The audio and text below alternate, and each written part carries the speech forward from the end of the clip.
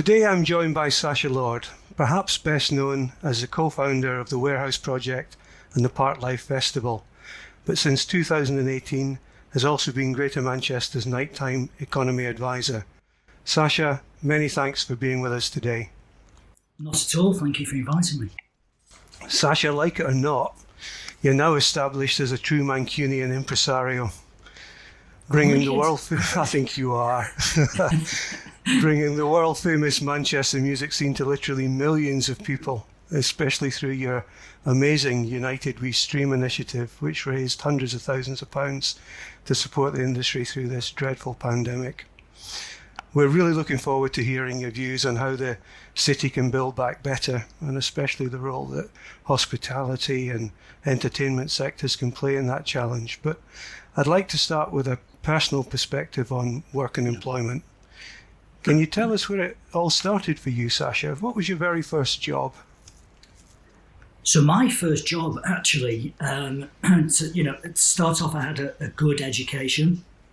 In fact, I'll rephrase that. I was offered a good education, and I went to a good school. But fortunately, actually, it coincided with what I refer to as the Manchester period. So It was the explosion of the Happy Monday, Stone Roses, New Order, the Hacienda, Fancy Records, and I was just obsessed with the Hacienda and going out and nightclubs. So sadly for my parents, I actually didn't get any A-levels. I got 2 U's.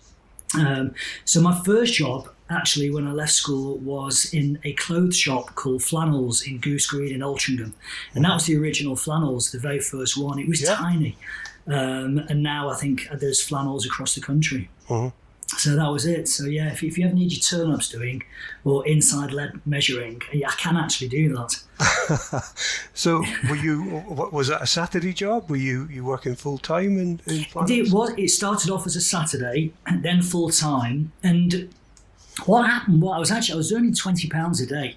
And I was kind of blown away by people coming into the shop and spending like £80 on a pair of jeans. I'm like, how can you spend 4 days of my wages on a pair of jeans? I could not get my head around it. It blew me away. And I thought, you know what? I need a little bit more than £20 a day. So I started a market stall in Liverpool, actually, Stanley Dark Markets, every Sunday selling leather jackets. And quite quickly I realised that in one day I was earning double what I was in the week in the clothes shop. So that was it. But I always had the taste of music. But tell me, why Liverpool? It wasn't out of choice. It was out of necessity.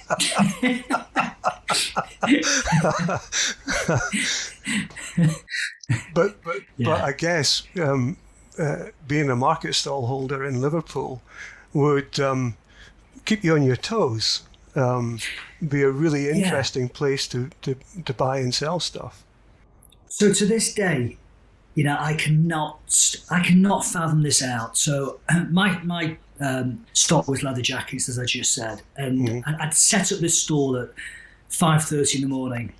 I'd literally leave a nightclub in central Manchester, go home, get the leather jackets, head off, set up. And within the first few weeks, I'd always get a few jackets robbed. So I got a metal chain, and I'd feed the chain through one sleeve, through the body of the jacket, through the other sleeve, and basically almost make a huge daisy chain of these leather jackets. Yeah. And still, they managed to nick the leather jackets off me. And to this day, it's like a Houdini magic thing that they did. I don't know how they did it.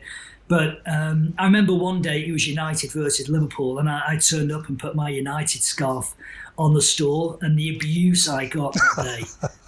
But because I'm that stubborn, I refuse to take it down. I'd rather be stubborn than earn money. So yes. But all that service culture and clearly a very sociable personality must have really helped you make your way through the world of work and the world of employment. What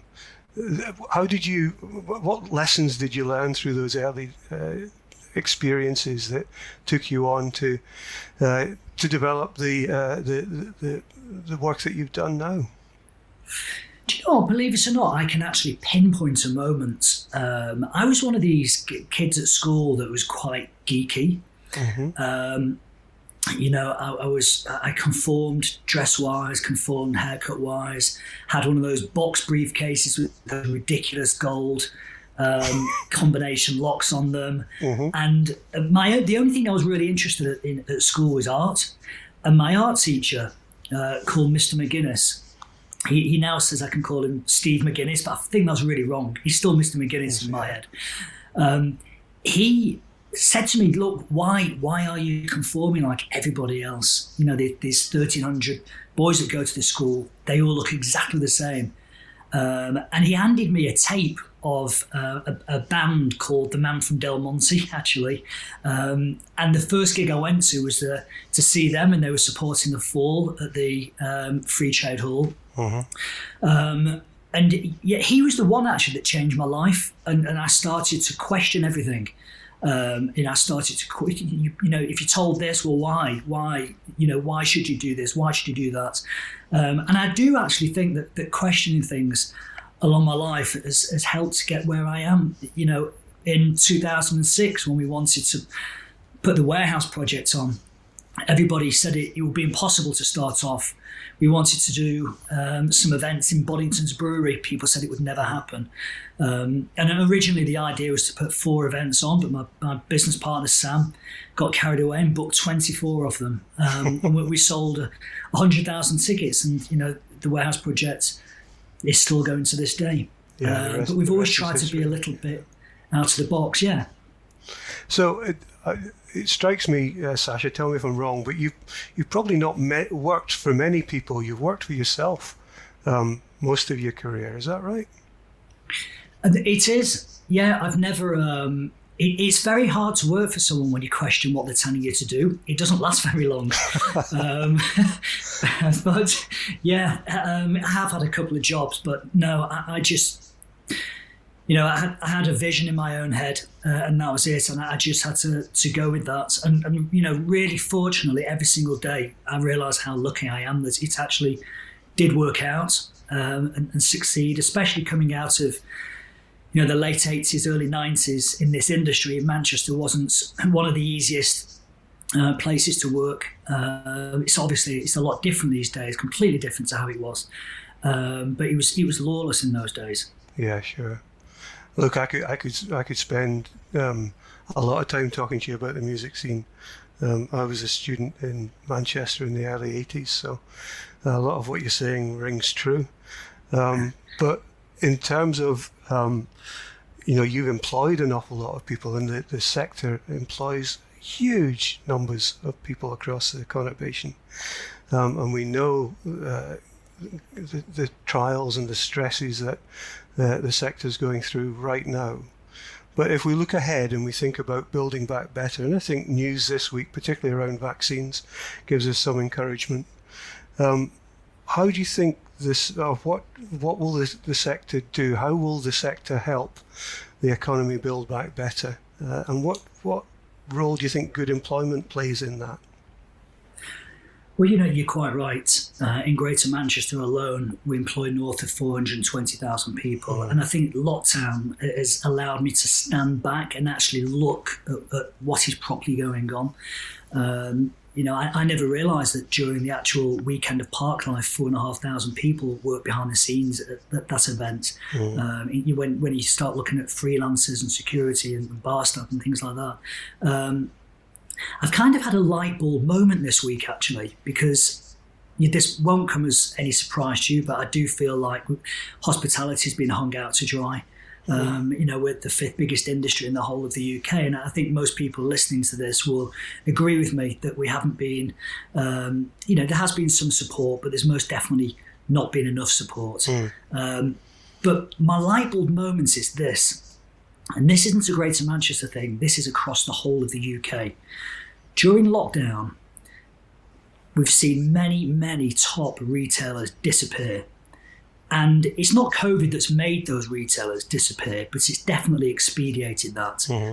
So if you look at Market Street, for example, now in the city centre of Manchester, there will be no Top Man, there'll be no Top Shop, there'll be no Miss Selfridges, there'll be no Burtons, no Dorothy Perkins, no Debenhams. Yeah.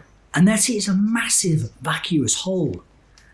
And now I've realised actually one of the only sectors that could bring the high street back, and I might be biased, but it's the nighttime economy. Mm-hmm. You know, all those huge spaces, you could fill them with, food halls, all those people who've lost their businesses during lockdown. You know, they are creative people, they're entrepreneurs, and I know some of them want to get back into the business. So we could look at almost forming cooperatives and creating these food halls, these food markets, you know, live music venues, boutique hotels, cinemas, dare I say nightclubs. You know, I think that's what could potentially start to prop up the high street. And we've seen pre-COVID, pre-pandemic, some excellent examples of where this can happen. And one of them is where I live in Altrincham. Mm-hmm. 5-6 years ago, Altrincham was one of the most boarded up town centres in the whole of the UK. Altrincham Market arrived, a great visionary behind it. And due to the success of that, many good quality bars and restaurants opened up, and Altrincham had and will have a very thriving nightlife. And on the back of that, the retail came back in. And I think in 2019, it went best high streets in the whole of the UK. So that's a shining example. And in Greater Manchester, we're seeing other places like Stockport aren't far behind. Yeah. I'm having some really good conversations with Sean Fielding, the leader of Oldham, about how we can repurpose this retail. So, yeah, I think coming out of this, hospitality could play a huge part in recovery. I think you're absolutely right. I think I draw parallels with the mill buildings. Now, look, 100 years ago, they were the centres of industry and commerce particularly across the north of England. And then, of course, all that economy drifted away and was taken overseas, and the mills closed, and we were left with a stock of buildings that, frankly, we scratched our heads about for years, until they became apartments, they became gyms, they became offices, they became nightclubs. And we're on the same trajectory with the high street, but we just need to probably react much, much quicker than we did previously on that. So I think there's parallels there that we're I think to address. A couple of really interesting points to come out of that is, some people have used the phrase the Great Gatsby. I don't believe that, but I think the appetite that when we do bounce back out of this for hospitality will be absolutely phenomenal. And I can tell you that from speaking to other promoters who have got festivals on sale at the moment, Creamfields, Leeds, Reading, Latitude. They're all seeing phenomenal record ticket sales.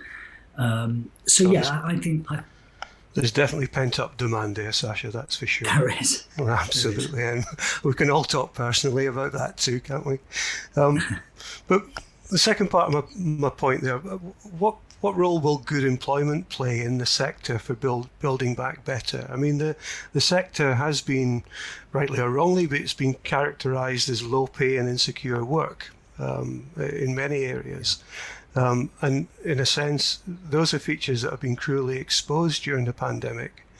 The Mayor set out a vision for a Greater Manchester becoming a real living wage region. But some of this is structural, I think. I just want to get your views on whether it's possible to address some of the inherent need for short-term contracts and short-term working in this sector. Absolutely, and when our mayor launched that scheme, I was actually at the launch, I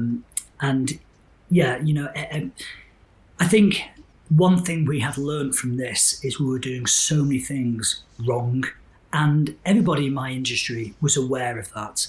A large percentage of part-time workers in the nighttime economy get minimum wage, not living wage, minimum wage. And that's not right, is it? It really isn't. We have to address everything from bar staff, waiters, even security. I know there is now a shortage in the security industry. When we come back, it's going to be hard to find the security that we properly need to staff everything. And the simple matter of that is they were being paid minimum wage to stand on a door till 3-4 in the morning, take abuse, take criticism, deal with people who were drunk, antisocial hours. And during the pandemic, they had to go and find another job working in supermarkets, maybe 9 to 5. And they've thought, whoa, hang on a second, I can get a living wage doing normal hours, seeing my family at normal times. Why was I doing that? So I think now is the perfect opportunity to stand back and let's address all those issues.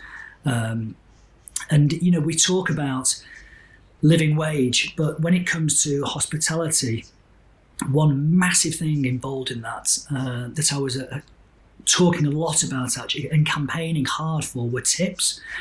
You know, staff rely on tips, and there were a lot of people in the industry who sadly were charging, whether it's 10, 12.5%, 15% on the bill for service charge, and it wasn't being passed on to the member of staff. You know, in some cases it was going to the bottom line, some cases it was going to subsidise the salary of the senior chef, and you know, that's not right. We have to question that coming out of it. So yeah, it's a very good opportunity to reset. We use Brewdog as an example of this, Sacha, and it'd be really interesting to get your take on it. I think it was about this time last year, at the two Brewdog pubs in Manchester, they had an A board outside, and all it said on it was, we pay the real living wage. Didn't say anything else. Didn't say this is the best place to get a pint, this is the best place to buy your burger. It just said, we pay the real living wage. Now, when did that become a discerning factor of where you went? It obviously matters to Brewdog, and it obviously matters to some of the clientele. And do you think the market will respond to those sorts of pressures moving forward?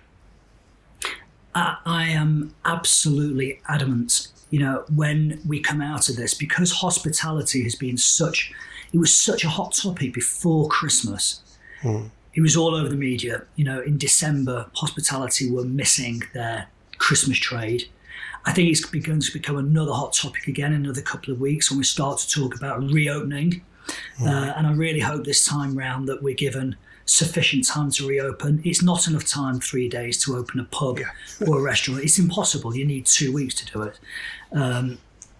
But yeah, I think the customer now has become very much more aware, and they've seen, you know, not just the operators on the knees, but they've seen their employees that have you know, many have been furloughed. Sadly, many have been made redundant. But there's something about this industry that people it's an attraction that people want to get back into again. So yeah, when we do reopen, there may be people who've got another job somewhere, but I do think they will come back to this industry. Yeah, I think there's a bit of a lifestyle choice about some of these, and particularly for students and young people who are looking to it for supplementary income.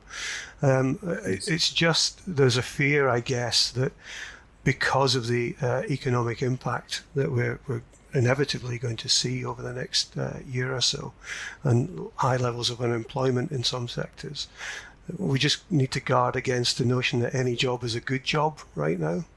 Agreed. Yeah. I think there's something really interesting that's going to happen, actually. I had a conversation with a landlord. He was a landlord in Soho, London, actually. An elderly guy, really, really nice guy. And majority of his tenants were bars, restaurants, nightclubs. And he said he'd lived through many recessions, and he predicted something coming out of this. And I actually agree with him 100% now. I've thought about it quite a lot.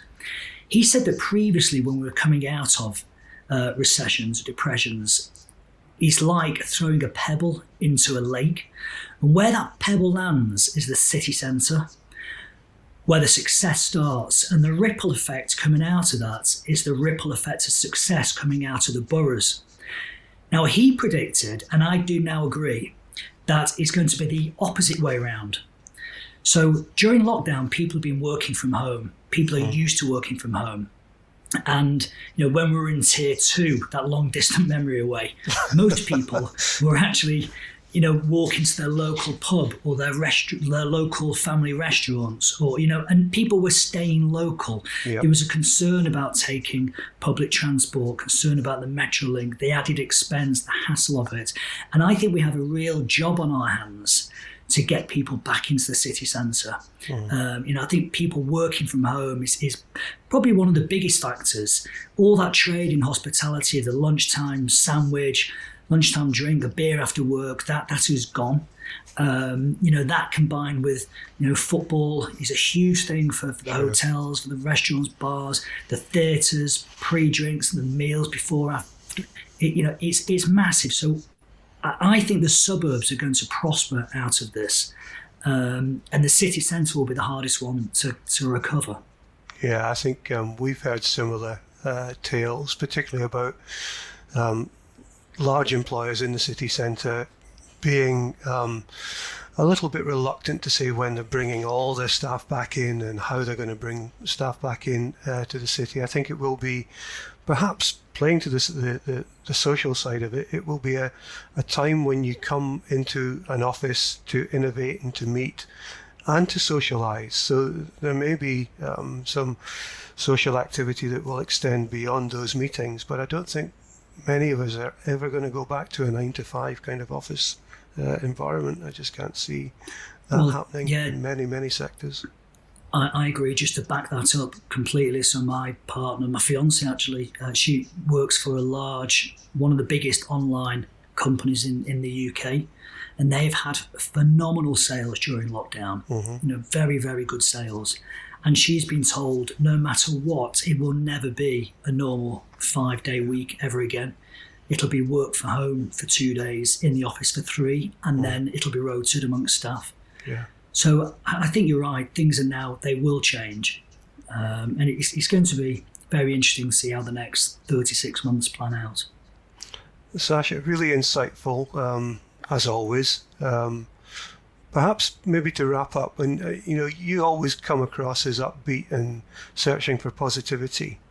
And, these are dark times for many people. How do you personally look after your own mental health at this time?